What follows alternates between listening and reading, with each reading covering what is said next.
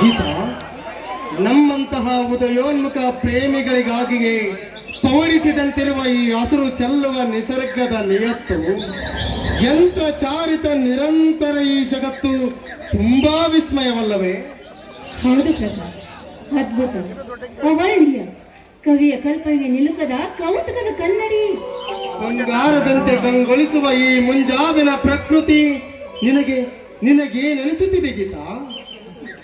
ಇದು ಒಂದು ಮನಮೋಹಕ ಸ್ಥಳ. ಕಣ್ಣರಳಿಸಿ ನೋಡಿದರೆ ಸ್ವರ್ಗಕ್ಕೆ ಮೂರೇ ಹೇಳುವಂತ ಅನಿಸ್ತಾ ಇದೆ.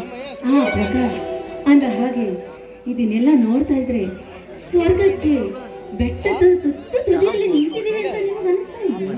ಹೌದು ಗೀತಾ, ಸಕಲ ಜೀವ ಕೋಟಿಗೆ ನೇಸರನ ನೇತ್ರಗಳು ಬೀಳಲು. ಗೀತಾ, ಅಲ್ಲಿ ನೋಡು ಗೀತಾ, ಹಕ್ಕಿ ಪಕ್ಷಿಗಳು ಹಾರುತ್ತಿವೆ ರೆಕ್ಕೆಗಳು ಬೀಸಿ, ಕುಸುಮಗಳು ಅರಳುತ್ತಿವೆ ಸುಗಂಧವ ಸೂಸಿ, ತುಂಬಿಗಳು ಜೇಂಕರಿಸುತ್ತಿವೆ ಮಕರಂದವ ಮೂಸಿ. ಇದೆಲ್ಲವೂ ವೀಕ್ಷಿತ ಕಂಗಳಿಗೆ ಅತ್ಯಾನಂದವನ್ನುಂಟು ಮಾಡುತ್ತಿವೆ ಅಲ್ಲವೇ? ಹೌದು ಪ್ರಕಾಶ್, ನಿಜಾನೇ. ಅಲ್ಲಿ ಸ್ವರ್ಣಾಭರಣಗಳಿಂದ ಅರುಣೋದಯಗೊಳ್ಳಲು ಹವಣಿಸುತ್ತಿರುವ ಆ ಭಾನುಭಾಸ್ಕರನನ್ನು ನೋಡುತ್ತಿದ್ರೆ ನನ್ನ ಮನ ಸಂತೋಷದಿಂದ ನಲಿದಾಡಬೇಕನ್ನಿಸ್ತಾ ಇದೆ. ಅದು ಅಲ್ಲದೆ ತಂಪು ತಂಗಾಳಿಯಿಂದ ಈ ವನದಂಗಳದೆ ಮಂಗಳ ದೇವಿಯಂತೆ ಹಾಡಿ ನಿಮ್ಮ ಬಾವು ಬಂಧನದಲ್ಲಿ ಬಂದಿ ಆಗ್ಬೇಕು ಅಂತ ನನ್ನ ಮನ ಹಾತೊರಿತಾ ಇದೆ. ಹಾಗಾದ್ರೂ ಮತ್ತೇಕೆ ತಡ? ಹಣ್ಣು ಮಾಗಿದಾಗಲೇ ತಿನ್ನಬೇಕು, ಹೊಟ್ಟೆ ಹಸಿದಾಗಲೇ ಉಣ್ಣಬೇಕು. ಪ್ರಾರಂಭವಾಗಲಿ ಈ ನಿನ್ನ ಕೊರಳಿನ ಸ್ವರಭಾವ ಗೀತೆ.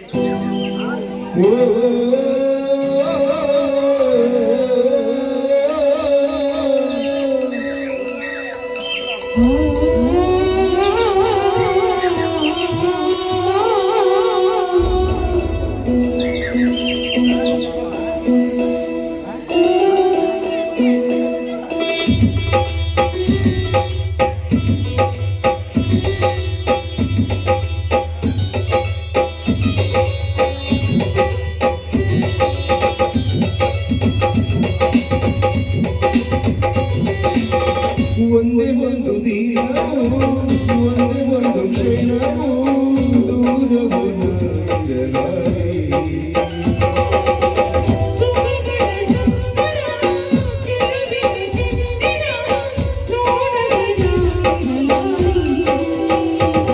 ಮನಸ್ಸು ಈಗ ನನಸು, ಈ ಸಮಯವು ನಮ್ಮದೇ.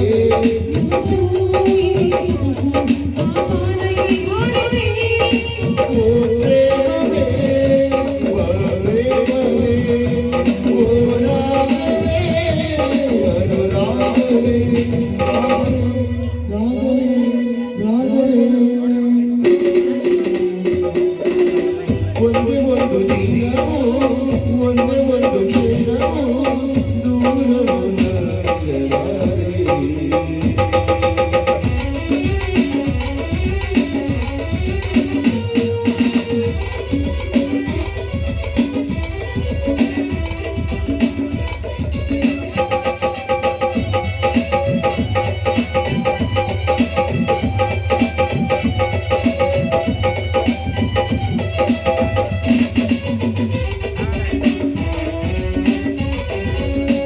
ಒಲವಿನ ಸುಳಿಯಲ್ಲಿ ಸಿಲುಕಿದೆ ಬಂಧುರ, ಚಿಚಿದೆಯು ಯಾಕೀಗ ನೀನು ಸುಂದರ.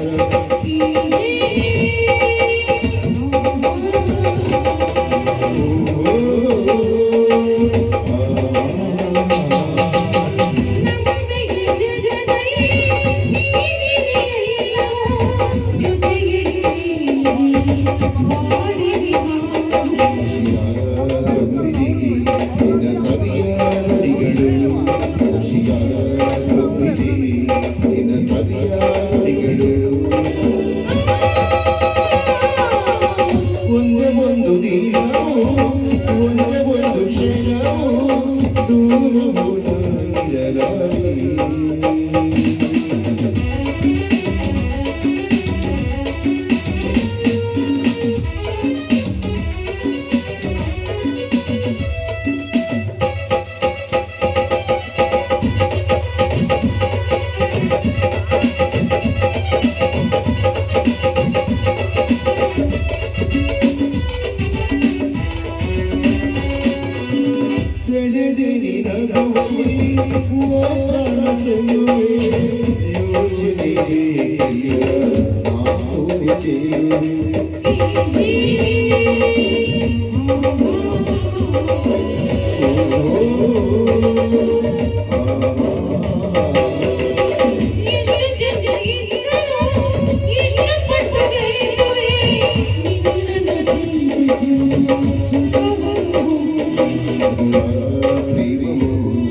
ಇದು ಅಮರವಾಗಲಿ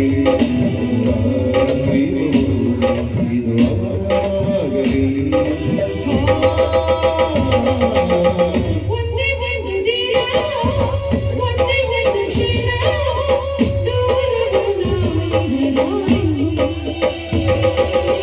ಸುಮಗಳ ಸುಂದರಿ ಚದುರಿನ ಚಂದ್ರಿ ನೋಡಿದ ಸಮಯ